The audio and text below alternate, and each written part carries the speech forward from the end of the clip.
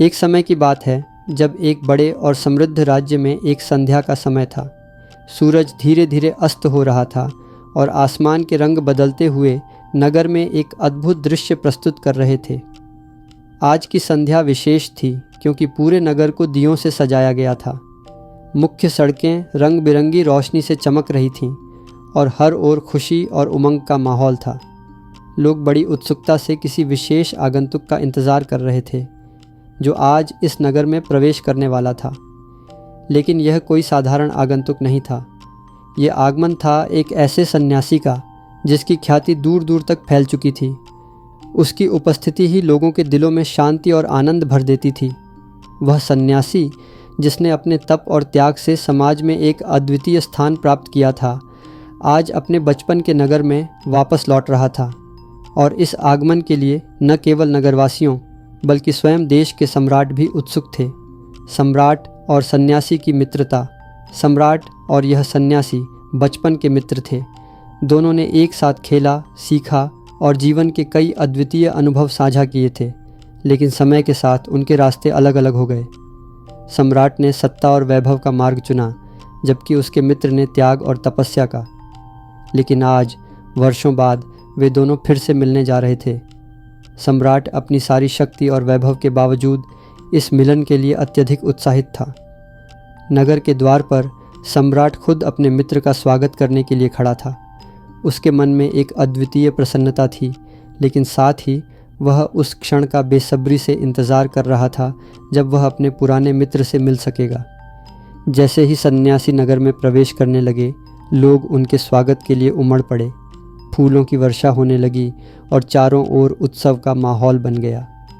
सन्यासी का आगमन और स्वागत। सन्यासी के आगमन का दृश्य मनमोहक था।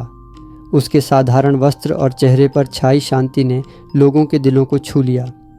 सम्राट ने अपने मित्र का स्वागत बड़े धूमधाम से किया।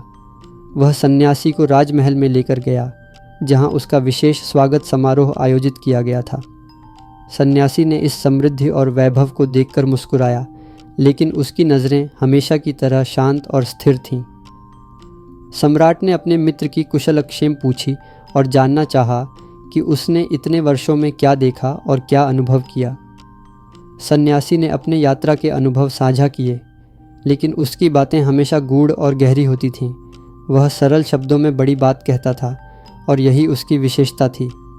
सम्राट की जिज्ञासा। सम्राट, जो अपने मित्र की गहन समझ और ज्ञान से हमेशा प्रभावित रहता था, उसने सन्यासी से पूछा, तुम सारी पृथ्वी घूमकर लौटे हो, मेरे लिए क्या ले आए हो? क्या मेरे लिए कोई विशेष भेंट लाई है? सम्राट की यह जिज्ञासा स्वाभाविक थी, क्योंकि वह जानता था कि उसका मित्र कभी भी खाली हाथ नहीं लौटता था। सन्यासी ने मुस्कुराते हुए उत्तर दिया, मुझे भी ख्याल आया था कि जब मैं पृथ्वी की परिक्रमा करूं, तो तुम्हारे लिए कुछ विशेष लेकर आऊं। मैंने कई चीज़ें देखीं और सोचा कि तुम्हारे लिए कुछ ले चलूं। लेकिन हर बार यह सोचकर रुक जाता था कि तुम तो सम्राट हो, तुम्हारे पास पहले से ही सब कुछ होगा। तुम्हारे महलों में किस चीज़ की कमी होगी? तुम्हारी तिजोरियों में जो भी पृथ्वी पर सुंदर और बहुमूल्य है, वह पहले ही पहुंच चुका होगा। और मैं तो एक साधारण फ़कीर हूँ, नग्न और निर्धन। मैं तुम्हें क्या ला सकता हूँ? यह सुनकर सम्राट थोड़ा हैरान हुआ। वह जानना चाहता था कि आखिर उसका मित्र क्या लेकर आया है जो उसके पास नहीं है। सन्यासी ने कहा, फिर भी एक चीज़ मैं लेकर आया हूँ और मुझे लगता है कि वह तुम्हारे पास नहीं होगी। सन्यासी का अनमोल उपहार। सम्राट ने सन्यासी के हाथों में केवल एक साधारण झोला देखा जिसमें कुछ विशेष नहीं लग रहा था। सम्राट ने विचार किया, क्या हो सकता है इस झोले में जो मेरे पास नहीं है? लेकिन सन्यासी की बातों ने उसकी जिज्ञासा और बढ़ा दी। अंत में सन्यासी ने झोले से एक वस्तु निकाली। वह कोई कीमती रत्न या सोना चांदी नहीं था, बल्कि एक साधारण सा आईना था, एक दर्पण। सम्राट ने हैरानी से पूछा, दर्पण? मेरे महल में तो अनगिनत दर्पण हैं, फिर यह विशेष क्यों है? सन्यासी ने गहरी नज़रों से सम्राट को देखा और कहा, तुम्हारे महल में ज़रूर दर्पण होंगे, लेकिन क्या तुमने उनमें कभी खुद को देखा है? यह दर्पण मैं तुम्हारे लिए लाया हूँ ताकि तुम इसमें स्वयं को देख सको। दर्पण की गूढ़ता। सम्राट थोड़े विचार में पड़ गया। उसने अपने जीवन में अनगिनत दर्पण देखे थे, लेकिन सन्यासी की इस बात ने उसे सोचने पर मजबूर कर दिया।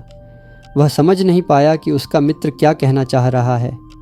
सन्यासी ने कहा, ज़मीन पर बहुत ही कम लोग हैं जो खुद को देखने में समर्थ हो पाते हैं, और वह व्यक्ति जो स्वयं को नहीं देख पाता, चाहे वह सारी पृथ्वी देख डाले, वह वास्तव में अंधा ही है। उसकी आंखें नहीं थीं, क्योंकि जो आंखें स्वयं को देखने में समर्थ न हो पाएं, वे आंखें ही नहीं होती। ये सुनकर सम्राट की आंखें खुल गईं। उसे एहसास हुआ कि सन्यासी उसे एक गहरा संदेश दे रहा है। ये दर्पण केवल एक साधारण वस्तु नहीं था, बल्कि आत्म अवलोकन का प्रतीक था। यह उसे याद दिला रहा था कि उसने अपने जीवन में बाहरी दुनिया को देखने में इतना समय बिताया है, लेकिन उसने कभी अपने भीतर झांकने की कोशिश नहीं की। आत्म अवलोकन का महत्व। सन्यासी की इस बात ने सम्राट के मन में गहरी छाप छोड़ी। वह सोचने लगा कि उसके पास सब कुछ होने के बावजूद वह अपने जीवन के सबसे महत्वपूर्ण पहलू को नज़रअंदाज कर रहा था। उसने कभी अपने भीतर के सत्य को जानने की कोशिश नहीं की। सन्यासी ने उसे बताया, जब तक तुम स्वयं को नहीं देखोगे, तुम्हें इस संसार की किसी भी चीज़ का असली आनंद नहीं मिल सकेगा। बाहरी दुनिया में तुम जितनी भी दौलत और वैभव पालो, वह सब अस्थायी है, लेकिन जब तुम अपने भीतर झांकोगे तो तुम्हें सच्चा सुख और शांति मिलेगी। सम्राट ने उस दर्पण को अपने हाथों में थाम लिया और उसमें खुद को देखने की कोशिश की। उसे पहली बार एहसास हुआ कि उसने अपने जीवन में कितनी ही गलतियां की हैं और कितनी ही चीज़ें अनदेखी की हैं। उसे एहसास हुआ कि सच्ची समृद्धि बाहरी वस्तुओं में नहीं, बल्कि आत्मा की गहराइयों में है। सन्यासी का अंतिम संदेश। सन्यासी ने सम्राट को यह सिखाने की कोशिश की कि जीवन में आत्म अवलोकन का कितना महत्व है। उसने कहा, जब तुम अपने भीतर झांकोगे, तभी तुम्हें अपने जीवन का असली अर्थ समझ में आएगा। तुम देखोगे कि तुमने अब तक जो कुछ भी किया है, वह सब केवल बाहरी दिखावे के लिए था, लेकिन अब समय आ गया है कि तुम अपने भीतर की आवाज़ सुनो और उसके अनुसार जीवन जियो। सम्राट ने सन्यासी की इस शिक्षा को अपने दिल से लगा लिया। उसने उस दिन से अपने जीवन में आत्म अवलोकन को प्रमुख स्थान दिया। उसने महसूस किया कि सच्चा सुख और शांति केवल बाहरी सफलता में नहीं, बल्कि आत्मा की गहराइयों में है। यह कहानी हमें सिखाती है कि जीवन में बाहरी सफलता और वैभव से अधिक महत्वपूर्ण है अपने भीतर की सच्चाई को जानना और समझना। जब हम अपने भीतर झांकते हैं, तभी हमें जीवन का असली अर्थ समझ में आता है।